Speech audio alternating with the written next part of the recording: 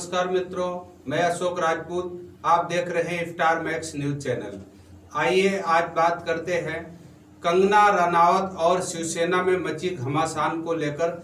हमारे सहयोगी इंदर शर्मा दिल्ली में अखिल भारतीय क्षत्रिय महासभा के नेशनल कोऑर्डिनेटर बच्चन सिंह राणा से तीखे सवाल करते हुए। नमस्कार, मैं स्टार न्यूज की तरफ से इंदर शर्मा। आज अखिल भारतीय क्षत्रिय महासभा के नेशनल कोऑर्डिनेटर श्री बच्चन सिंह राणा से कुछ तीखे सवालों का प्रश्न पूछने के लिए मैं उनके पास आया हूं।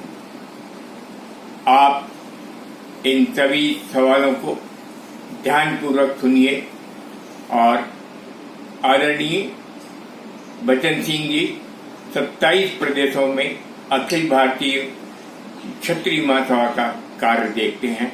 नमस्कार।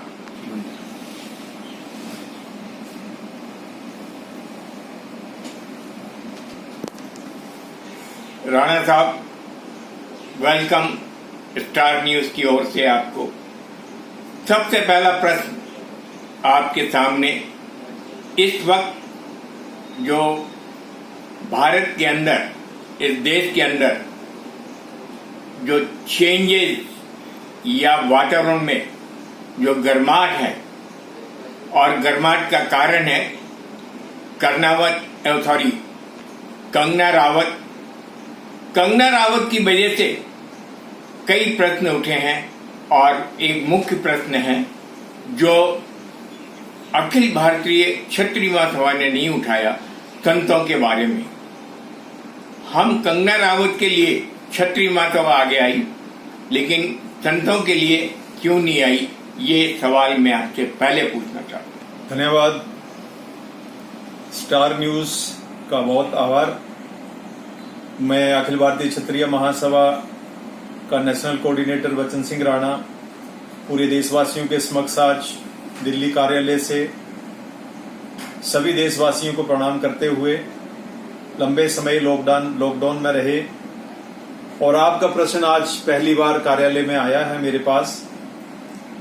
आपका प्रश्न ये है कि पालघर में संतों की जिस तरह निर्मम हत्या हुई, आपको हम बताएं कि जब हत्या हुई है उसके ठीक 2-3 घंटे के बाद ही अखिल भारतीय क्षत्रिय महासभा के लिए हमने ट्वीट किया था।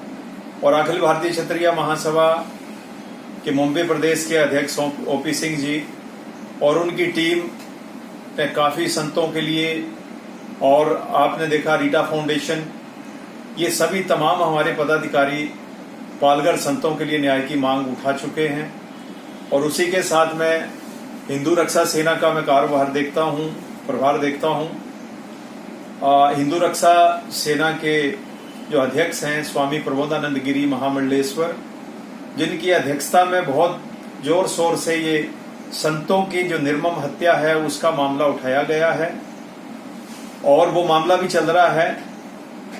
उसके बाद में ये दूसरा मामला तुरंत बाद आया है, सुशांत राजपूत की हत्या बीच में आई।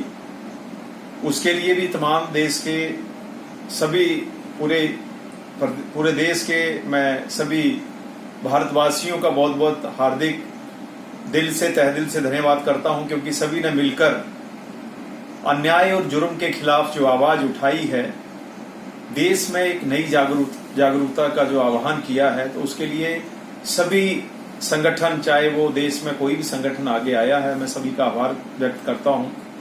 साथ में कंगना रनावत की आपने बात की है, तो कंगना रनावत एक, आपको पता है कि राजपूत फैमिली से आती है, हिमाचल प्रदेश मंडी से। और कहीं ना कहीं कंगना रनावत एक एक्ट्रेस भी है। कंगना रनावत का जो प्रश्न था वो सुशांत राजपूत के ही संदर्भ में आया था, क्योंकि वो पहले चल रहा था, तो कंगना रनावत ने इसको, एक एक्ट्रेस है तो उसका नाम है, तो नाम के साथ साथ उसने वो न्याय के साथ आवाज उठाई है और उस आवाज के साथ तमाम लोग जुड़े हैं। इसमें जो ड्रग माफिया वालों का भी उसने खुलासा करने की कोशिश करी है। लंबा एक ड्रग का चेन है पूरे फिल्म इंडस्ट्री का, जिस तरह से प्रकरण सामने आया है। अगर कंगना रनौत ने निष्पक्ष रूप से ये मामला उठाया है तो अखिल भारतीय क्षत्रिय महासभा कंगना रनौत के साथ भी इसलिए खड़ी है क्योंकि कंगना रनौत एक न्याय मांग कर रही थी। तो इसलिए एक डबल स्टैंड हुआ अखिल भारतीय क्षत्रिय महासभा तमाम राजपूत और हिंदू संगठनों के लिए।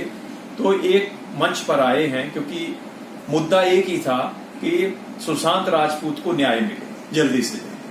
उसके लिए अगर कंगना रनौत आगे आई है एक लीडर बनकर, तो उसको हम सभी ने मिलकर सपोर्ट किया पूरे देश में। राणा साहब, क्षमा चाहता हूं, आपसे एक प्रश्न पूछ रहा हूं कि संतों के लिए इतना जोरदार अभियान नहीं चलाया क्योंकि सुशांत एक राजपूत था, कंगना एक राजपूत फैमिली से आती है और इसलिए क्षत्रिय महासभा, अखिल क्षत्रिय महासभा और उसके सारे सदस्य, उसके कार्यकर्ता एक साथ सब बाहर आए, लेकिन संतों के लिए क्यों नहीं है?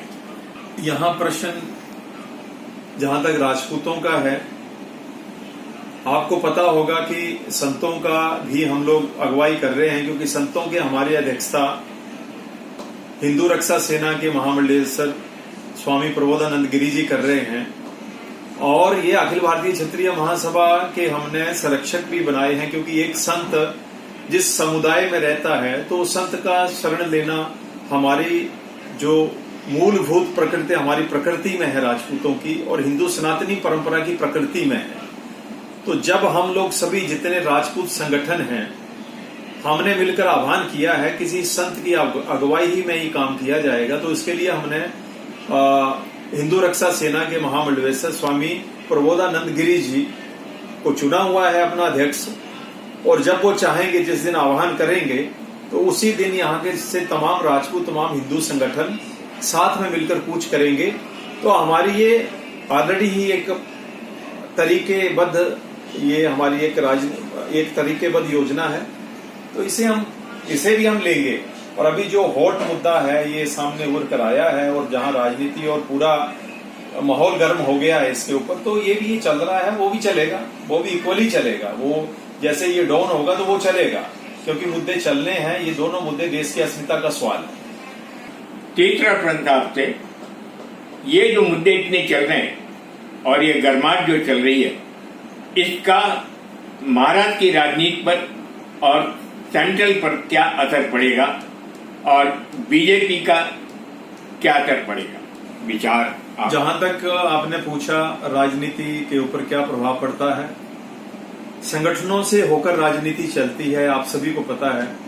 हम संगठनों के लोग हैं और काफी समय से संगठनों के बीच काम कर रहे हैं पूरे हिंदुस्तान में।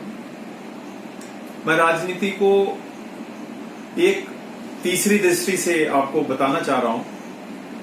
भारतीय जनता पार्टी, जो हमारे भारतवर्ष में भारतीय जनता पार्टी को देखा जाता है कि हिंदू पार्टी के नाम से देखा जाता है। हालांकि पूरा हिंदुस्तान संतों की निर्मम हत्या हुई है, तो उसके लिए भी भारतीय जनता पार्टी को एक्शन लेने के लिए बहुत जल्दी तत्पर रहा है और चाह रहा था कि जल्दी से जल्दी 12 फुट स्टेप पर इसका एक्शन लिया जाए। एक चैलेंज है। दूसरी बात, राजनीति वहां की अभी शिवसेना और एलाइज काम कर रही हैं। मैं एक प्रश्न छोटा सा है मेरा कि जैसे कंगना रनौत का जब ये बलडोजर फिरा है उसके कार्यालय में, तो बाकी 3-4 एलाइज है। अगर शिवसेना ने बलडोजर फेरा है तो एनसीपी और कांग्रेस क्या कर रही थी? उनको सुझाव देना चाहिए था, उन्होंने सुझाव नहीं दिया है। तो इसमें तीनों, अगर किसी प्रकार से भी कोई वहां से लॉ एंड ऑर्डर हाथ से जाता है तो ये तीनों इक्वली रेस्पॉन्सिबल हैं इस काम के लिए। ओनली शिवसेना रेस्पॉन्सिबल नहीं है इस काम के लिए, तीनों रेस्पॉन्सिबल हैं। जहां तक बीजेपी का सवाल है, बीजेपी एक विपक्ष पार्टी के रूप में वहां के विपक्ष पार्टी ने एक अपना प्रश्न उठाया है और विपक्ष का काम है प्रश्न उठाना, तो विपक्ष ने उठाया है। अब ये मुद्दा किस तरह से आपस में लेते हैं, पर मुद्दा मेरे ख्याल से इनको बिल्कुल देखना है, मुद्दा देखने प्रभाव पड़ सकता है इसमें, क्योंकि इस वक्त जो वेव्स हैं, वेव्स इन तीनों पार्टियों का एक ट्रायल हो रहा है काफी लंबे समय से। क्या ये कंट्रोल कर पाएंगे महाराष्ट्र को या नहीं कर पाएंगे, वो भी एक प्रश्न है। दूसरा, एक आम जनमानस की, अभी नेवी ऑफिसर के ऊपर मदन शर्मा जी के ऊपर जिस प्रकार हमला हुआ है, अगर इस प्रकार एक्स सर्विसमैन के ऊपर हमले होते हैं तो बात जो सेना में कार्यरत लोग हैं उनका मोरल डाउन होता है। तो ये आम नागरिक को समझना बहुत जरूरी है। इसके लिए सत्ता में जो लोग बैठते हैं उनको निर्देश देना चाहिए, शासन प्रशासन को निर्देश करना चाहिए कि कभी भी एक्स सर्विसमैन जहां पर, क्योंकि आप देखते हो कि किसी एक्स सर्विसमैन के ऊपर कोई अगर उंगली उठाता है, किसी प्रकार से कोई प्रताड़ना करता, और अगर वो मैटर वहां बॉर्डर पर गर्म हो गया और सभी हमारे फौजी भाइयों के बीच में सर्कुलेट किया, तो देश की अस्मिता के लिए, फौज के गर्व के लिए एक बड़े नुकसान की बात हो सकती है। इसलिए माननीय सभी मैं मुख्यमंत्रियों से, प्रधानमंत्री जी से, गृह मंत्री जी से, डिफेंस रक्षा मंत्री से मैं अपील करता हूं कि ऐसे जो एक्स सर्विसमैन हैं और जो कार्यरत हमारे सैनिक हैं उनके ऊपर इस प्रकार की बर्बरता, इस प्रकार का किसी प्रकार की प्रताड़ना, किसी भी प्रकार का अगर पब्लिक में इस तरह की उनकी बेइज्जती होती है तो ये देश की बेइज्जती है, ये हमारे रक्षा मंत्री की बेइज्जती है, हमारे होम मिनिस्ट्री की बेइज्जती है, हमारे प्राइम मिनिस्टर की बेइज्जती है। ये दूसरा आदमी की बेइज्जती नहीं है, ये पूरी जनता की, हिंदुस्तान की जनता की बेइज्जती है। इसलिए मैं ये कहना चाहूंगा कि स्पेशली हमारे एक्स सर्विसमैन फौजियों के साथ जो व्यवहार है बिल्कुल उसको एक बार फुट बेसिस पर सर्कुलेट कर देना चाहिए सभी शासन प्रशासन को, नहीं तो आगे चलकर ये बहुत बड़ी दिक्कत बन सकती है, एक बहुत बड़ा मुहिम निकल सकता है पूरे देश में और हमारी सुरक्षाओं के लिए, हमारे बॉर्डर के लिए, हमारी पूरी देश के लिए खतरा बन सकता है। इसलिए मैं अपील करता हूं हाथ जोड़कर कि इस ऐसी घटनाओं के ऊपर जल्दी से जल्दी संज्ञान लिया जाए, फौजियों को इज्जत मिले पूरे देश में, चाहे वो पुलिस स्टेशन हो, चाहे बाहर हो, चाहे शासन हो, प्रशासन हो, इनको एक स्थान दिया जाए। बहुत धन्यवाद राणा साहब आपका, क्योंकि आप एक फौजी हैं और आपने इस मुद्दे को उठाया